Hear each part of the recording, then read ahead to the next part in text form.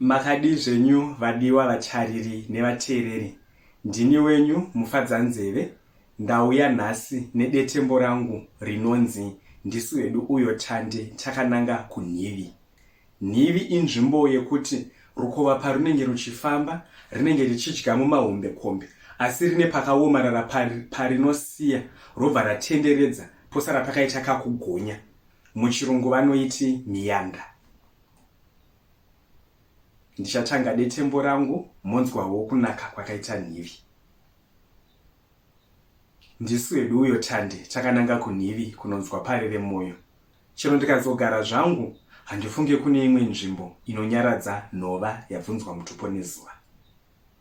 Kuva neunyere kupe unodekadza kunge sadza ramonwa nemunhu agere. Kana idzo mombe kamuririro kari kuita mabhera adzo kuziva dzakananga kumafuro manyoro. Hona kamupishukiro kari kuita manjuma. Rega akanyimwa nyanga nekuti dai akadzipiwa aipedza vamwe nekutunga. Asi aigoenda nepi? Tarira mai vacho madikausi. Kupfishuka ungati vakadya datya.